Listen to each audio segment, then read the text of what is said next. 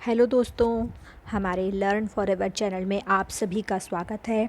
जैसा कि आपको पता है कि हमारे चैनल में केवीएस के सिलेबस के अकॉर्डिंग पीआरटी की तैयारी कराई जा रही है और जहां पर हमारे एमसीक्यूज़ की सीरीज़ चल रही है, जिसके ईवीएस का पहला topic the institution of democracy चल रहा है, जिसके ऑलरेडी मैंने अभी तक 10 वीडियोस अपलोड कर दिए हैं। और अब हमारा दूसरा टॉपिक है लोकल बॉडीज़। तो ये हमारा सिलेबस है दोस्तों, आप हमारा सिलेबस देख सकते हैं, जिसमें प्राइमरी इंस्टीट्यूशंस ऑफ डेमोक्रेसी जो कि पहला टॉपिक है वो मैंने करवा दिया है। और आज से हम हमारा दूसरा topic the local bodies start कर रहे हैं। तो दोस्तों, द लोकल बॉडीज़ से रिलेटेड चलिए हम कुछ प्रश्न देख लेते हैं, जिससे लोकल बॉडीज़ को हम लोकल गवर्नमेंट भी कहते हैं दोस्तों। ये देखिए, ये ग्राम पंचायत की मैंने यहाँ पे एक पिक्चर भी डाली हुई है।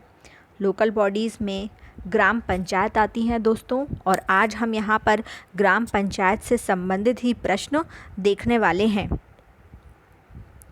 तो चलिए दोस्तों, आज हम कुछ प्रश्न देखते हैं हमारे स्थानीय स्वशासन से संबंधित। आज हम यहाँ पर कुछ प्रश्न देखने जा रहे हैं।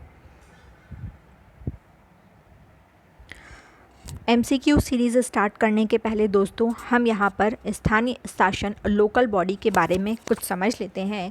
गांव और जिला स्तर के शासन को हम स्थानीय शासन कहते हैं, जो कि गांव और जिला स्तर पर होता है।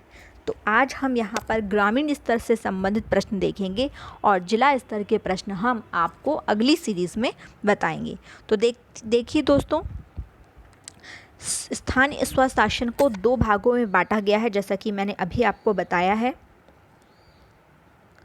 एक है ग्रामीण क्षेत्र, जिसमें ग्राम पंचायत, जनपद पंचायत और जिला पंचायत आते हैं, और दूसरा है नगरीय क्षेत्र, जिसमें नगर निगम, नगर पालिका और नगर पंचायत आते हैं।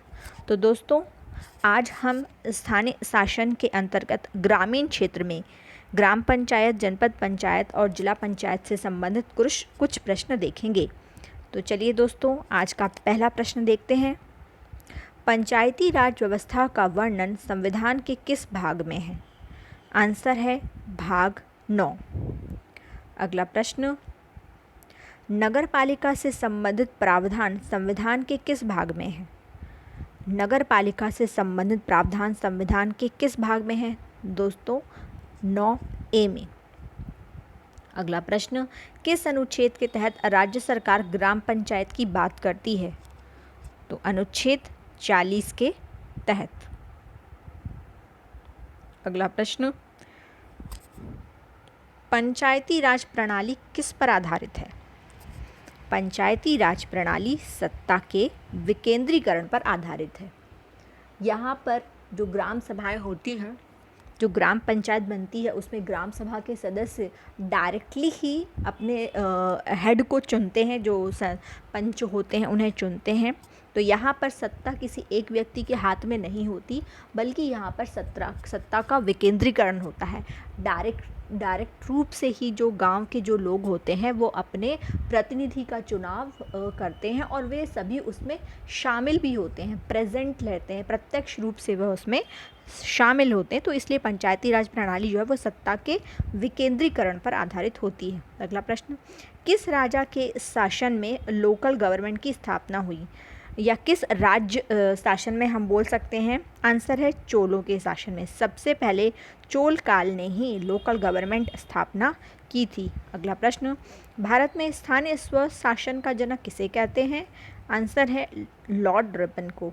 अगला प्रश्न, पायोनियर ऑफ लोकल गवर्नमेंट कौन कहलाता है? दोस्तों, वेरी आईएमपी है ये। पायोनियर ऑफ लोकल गवर्नमेंट किसे कहते हैं? लॉर्ड रिपन को। भारत में पंचायती व्यवस्था कब से लागू हुई? आंसर है 2 अक्टूबर 1959 को।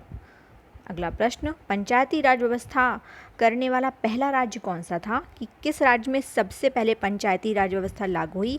आंसर है राजस्थान। अगला प्रश्न, किस प्रधानमंत्री के राज्य में पंचायती राज व्यवस्था लागू हुई? आंसर है पंडित जवाहरलाल नेहरू के काल में, और सबसे पहले वही हमारे पहले प्रधानमंत्री थे जब हमारा देश आज़ाद हुआ।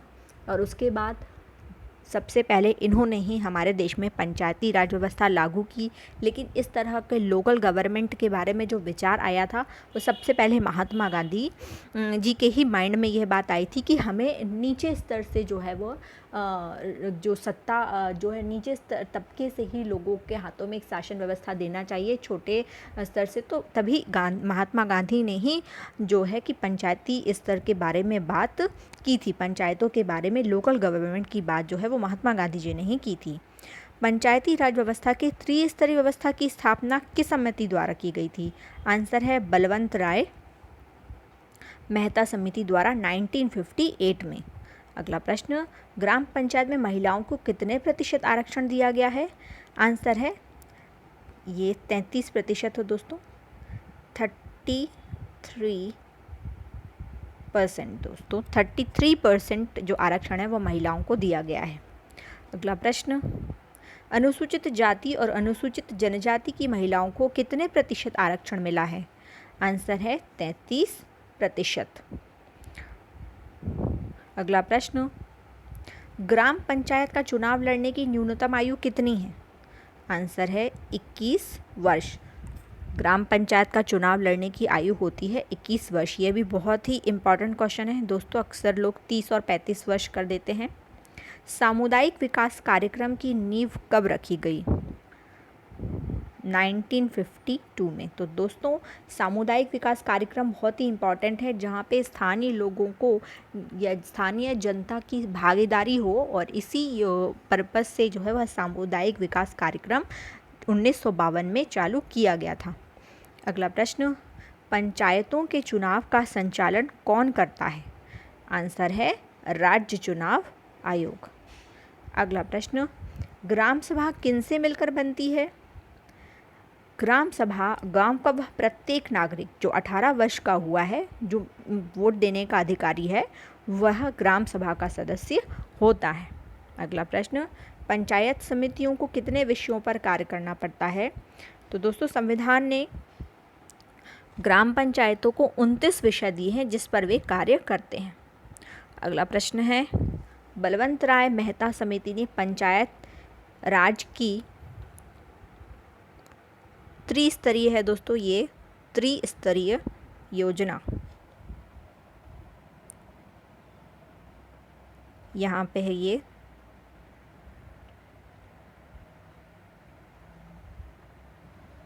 त्रिस्तरीय योजना में सबसे महत्वपूर्ण किसे माना है उन्होंने? तो आंसर है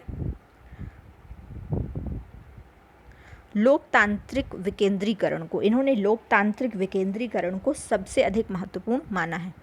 अगला प्रश्न, क्या पंचायतों को कर लगाने का अधिकार है? तो हाँ दोस्तों, लोकल स्तर पर जिस तरह से यदि कोई सभाएं या कोई मेले होने होते हैं, ग्रामीण क्षेत्रों पे छोटे मोटे आयोजन होते हैं, हाट बाज़ार लगते हैं, तो वहाँ पर जो है तो ग्राम पंचायतें कर वसूल करने का अधिकार रखती हैं। अगला प्रश्न, संविधान के किस भाग में स्थानीय स्वशासन को प्रोत्साहित करने के लिए कहा गया है? आंसर है नीति निर्देशक तत्वों में।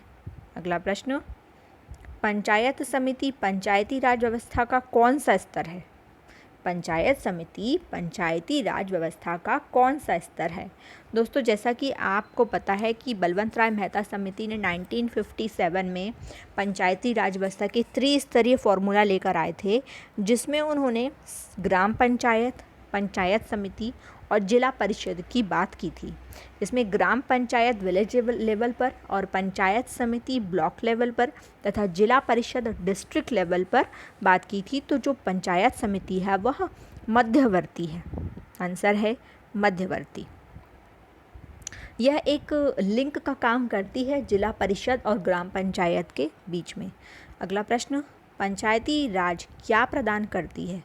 आंसर है स्थानीय स्तर पर लोकतांत्रिक प्रशासन। अगला प्रश्न, स्थानीय स्वशासन पर किसके नियंत्रण की व्यवस्था की गई है? आंसर है जनता के नियंत्रण की। अंतिम प्रश्न है दोस्तों, स्थानीय कार्यों के लिए पंचायतों को ऋण कहाँ से मिलता है? और आंसर है संबंधित राज्य की सरकारों से मिलता है। तो इस तरह से दोस्तों स्थानीय स्वशासन से संबंधित आज हमने बहुत ही महत्वपूर्ण प्रश्न किए हैं। सिलेबस के अकॉर्डिंग हम इसी तरह से आगे के प्रश्न, अभी हम यहाँ पर एक टॉपिक और डालना चाहेंगे। आज हमने ग्राम पंचायत से संबंधित एक टॉपिक आपके सामने रखा है और अब हम अगले इसके पार्ट में नगरीय क्षेत्र से संबंधित भी कुछ महत्वपूर्ण प्रश्न अपलोड करेंगे और इस तरह से 2 वीडियोस में हमारा लोकल बॉडीज़ का जो टॉपिक है वह पूरी तरह से ख़त्म हो जाएगा। तो दोस्तों, आपको यदि ये वीडियो अच्छा लगे तो हमारे वीडियो को लाइक, शेयर और सब्सक्राइब ज़रूर करिए, हमें भी एक मोटिवेशन मिलता है। ओके दोस्तों।